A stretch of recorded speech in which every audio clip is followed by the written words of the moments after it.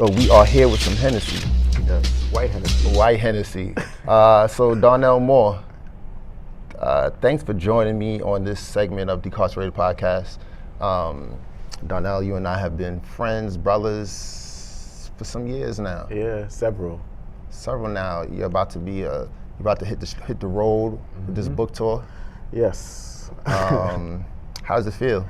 I'm excited and I'm like nervous too, but mostly grateful. I have a really amazing publishing house, a wonderful team that's supporting this effort. We're traveling to at least like 22 to 25 different places, which is pretty remarkable. So I'm excited about the conversations we'll have and the people we'll meet, the people that can be that I can be in conversation with. How long have you been working on the book? So it took me about 1.5 years of writing, but conceit from like idea to like actual finished product, probably about 3 to 4 years. No ashes in the fire. That's not the book that is now completed, that it will be out in the world on May 29th is not the book that I thought I would write. I wanted to write something that was more of a cultural critical take on Black life, on Black queer life, on Black manhood, on Black youth, and I have it's a memoir that is a mix of like social history and personal narrative, but it took me some time. I had to find the courage to tell my personal story. I know, man. Courage. I'm writing this book now. It took a lot of courage, and one lesson of advice I gleaned from Coates was, I read something, he was in an interview and someone said, what advice would you give to people writing memoirs? And he said to tell the fucking truth. And that stuck with me. So it's one thing to write. It's another thing to ask yourself while writing, am I being as honest as I can possibly be? And then to think about a way artfully to craft that story in such a way that it can resonate for readers, and in a way that I think is also, and I can't judge whether it's beautiful or not, but my aim was to write beautiful words that were also honest. The form itself is a bit different.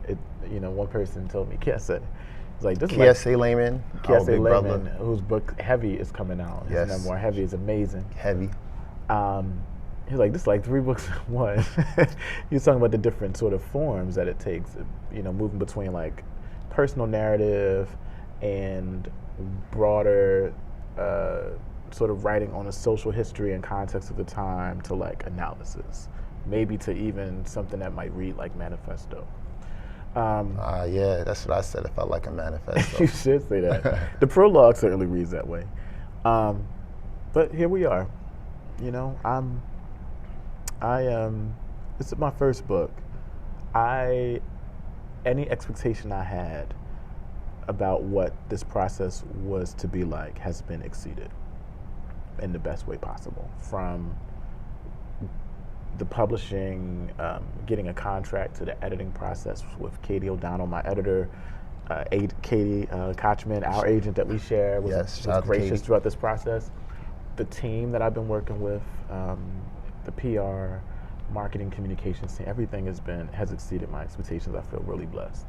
You think about exceeding expectations. Now you're a kid from Camden. Of course. Kid from Camden, and Camden resonates throughout your book. It's in a way, it's a social history about Camden. Yeah. In so many ways, as it is a history of your life and your interactions with, your development as you grew and you matured.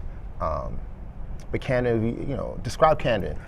Yeah, so Camden, New Jersey is home. Camden, for those who don't know, is a small, about estimated 10 square mile city, right across from Philadelphia.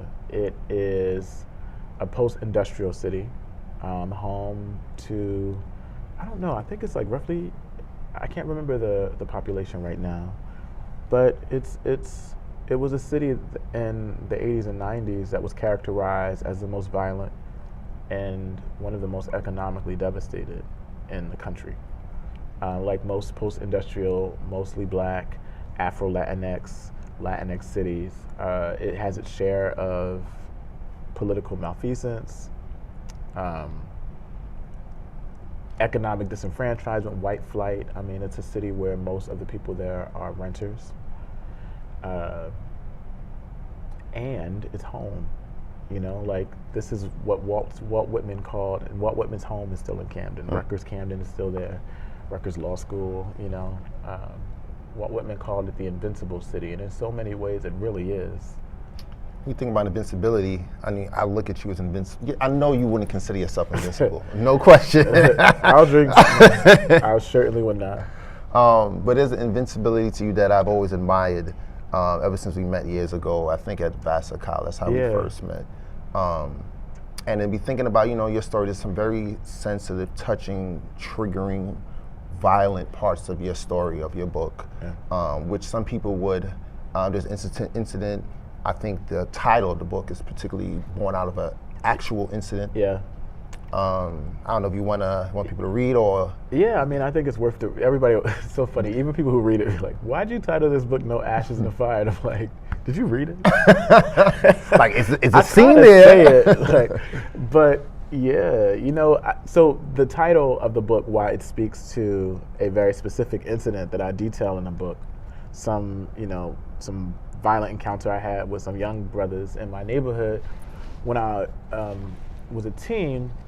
It's also a meditation on what it means to survive through violences, what it means to survive through quote unquote fires, and not just individually, but like it's a nod, or at least a critique, or if not critique, a way to raise awareness about Black life and the many fires that are set to consume us. Now, while it is true that some of us make it out of those fires, some of us do not, So I try to be clear about that too, right? Like I can sit here now to talk to you about a story that I wrote, and some parts of those stories could have resulted in me being dead. But I also try to pay homage to those folk who actually did not make it out of the fires, whether that is because they were harassed and or physically assaulted, and in some instances killed, like they were killed, shot, stabbed to death because of their queerness, because they were caught up in some shit within the neighborhoods that they lived, trying to survive, killed by police officers, killed what Amy Cox, she calls slow death, and I think, shout out to Amy. She's a friend of ours, an anthropologist. There's this sort of these deaths that we are aware of. You see people shot on TV by police officers and law enforcement. We hear the stories about young folk like Sakia Gunn, who I talk about in the book, who was a 15-year-old lesbian from Newark, who was stabbed to death by a dude that tried to holler at her, who was 28. She rejected his advance. He killed her. But then there's slow death, right? Like the various forms of poverty, economic disenfranchisement that might result in, anything. Like, I think about young people that have to go to school without their bellies full, and then are forced to sit within educational systems that are lackluster on an empty belly, reading books that may have been there for I don't know how many years, under conditions that are not the best, right? Like, these are also the type of violences so it isn't just like the violence that's done to us by individuals, but the violence of the state. As you bring in the state, thinking about violence, I want to read a passage from your book. Sure. I have some follow-up questions behind it. I'm sipping right now. But it's tasting real good, no question. I've never not had White Hennessy before, and I'm about to, I'm going all the way to Trinidad just to get a bottle. I can't figure out why they don't sell it in this country, but maybe White Hennessy might want to sponsor Decarcerated Podcast. So I'm going to read a passage, and I think the words of it are definitely very, they're not only poignant, but I think they force the reader, those of us who may consider ourselves abolitionists in various ways. We're thinking about carceral spaces, which Decarcerated Podcast obviously focuses around. Sure. It forces us to really question ourselves and how committed we are to our politic. So I'll read it. CARE does not look like police patrolling blighted neighborhoods in search of people who fit the description of the assumed criminal to fill up jail cells and meet quotas, both built on the false premise that Black people are more prone to violence. Instead, CARE looks like neighbors passionately intervening when the people they know and strangers they don't are assailed by police, many times for no reason other than the color of their skin, to ensure their safety. I'm going to skip over one sentence. CARE, the kind of support that one gives to push another towards wholeness, is not a consequence of apathy. What were you thinking about? What was going through your head as you wrote that passage? What was going through? That's probably. I think that was one of those chapters I was working on where I was pulling my hair out. So you like what was going through your head? Like how not to bang my head on the computer. That is honestly what was going through my head. But I was thinking there that is within the context of me talking about my family and my family's ability to support and take care of one another despite and in spite of lack. So often, like, there was this picture painted of like Black folk, like Black families like mine that grew up in cities like Camden, like, they ain't shit. These welfare queens, these deadbeat dads, these ... But it seemed to me like the place that I learned about radical love and community, and my family taught me that. It's a type of family where, and I say this all the time, I don't care what you would have done.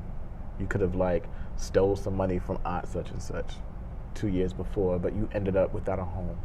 Like, my family would not let anyone be on the street, even if it meant some of us had to sleep on the floor or the couch.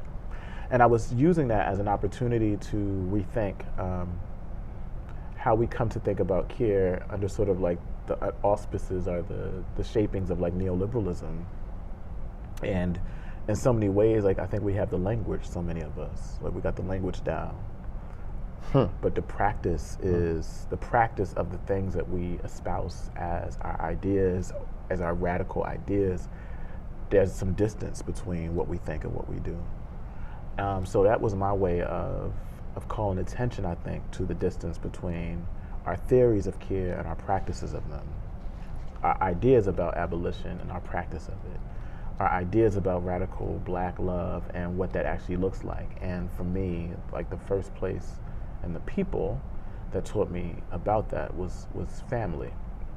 So that shaped my political sort of framework now is this notion of non-disposability. And that's some hard shit. How do you not dispose of even those who harm you? On Decarcerated, And by the way, let me just be honest about my struggle with that. I struggle with what that actually looks like in practice. I was saying that on the podcast, the folks who have been on the podcast, myself included, have all obviously been incarcerated, but also have played a role in harming folks. As you hear the stories, there's also ways that they've been harmed, we've been harmed, whether it be interpersonally, structurally, before prison, during prison, after, all that sort of stuff. Many of the folks on it would consider themselves abolitionists. Many of them come from communities like Camden. The question I've been asking, and it's a question I've been asking a lot this particular season of all the guests, and with you being a friend of the podcast, is thinking about Camden and thinking about your work and your politic, and also the conversation about imagination or reimagination. What does a Camden look like in a world without prisons? Oh my. So I tell this story. Well, let me say a few things. One, I don't think that, and I've said this before in interviews, we have not, so many of us who exist on the edges of the margins, and I can be more specific and say Black folk, brown folk, undocumented folk, whoever those folk are that are existing often on the underside of power, don't have the time to often dream and imagine because we're too busy trying to survive, too busy trying to to live in the face of obstruction and so many forms of disenfranchisement that comes our way. So it's often the case that I find we are able to articulate the problems. Less time spent, though, on what the solutions are. So two people come to mind. Adrienne Marie Brown's work, Emergent Strategy, I think, is a critical text that helps, that gets at that.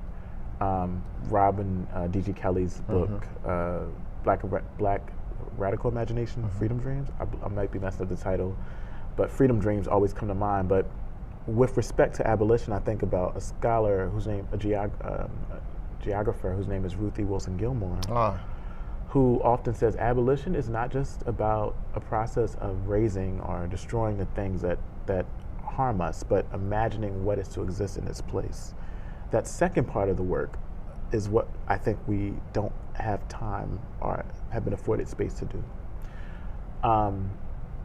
So that said, you know, I traveled around a lot over the last few years, and I would ask rooms like, okay, because we got the naming the feet that's on our neck part down, even though we don't have the naming of the ways in which our feet are situated on other people's necks down. But tell me what a Black liberatory future looked like, and most people would remain silent. And I get that. So to your question, for me, I too have spent so much time thinking about what ails Camden and less time thinking about what's necessary. One of the things I thought about right away was my father, when he was violently attacking my mother physically, even trying to kill her. In the mind of my 14-year-old self, calling the police and praying that he goes to jail was, at the time, the only way I understood a route for my mom, like an intervention for my mom's safety, because there were no other, at least I didn't know of, other means of intervening. This book was all about, one, thinking more deeply about my father's humanity, but even more about like what the hell would have been an option for him to be transformed beyond jail. That to me looks like communities of support. He has brothers, the folk in our community who could be available should he have had an outburst. That could have been the persons we called instead of the police, who not only stopped him, but figured out what type of wraparound support he needed to stop harming. That looked like access to mental health services, a therapist, maybe a crisis interventionist. Maybe if a lot of, and this is not exonerating his wrongs, this is me naming his wrongs, if some of his angst had to do with the fact that he was trying to raise a kid. He had me at 15. He's a young dad trying to be something, a man, a father, according to somebody's standard, not having a job a lot, having to do shit on the street. Like maybe that looked like somebody working with him to map out what a vision for his life looks like. Figuring out what the hell he loved, so that the anger that he was carrying that was really about his own self, his inability probably to dream and to achieve those dreams. Maybe he would have come home and not felt like he needed to take that out on my mom.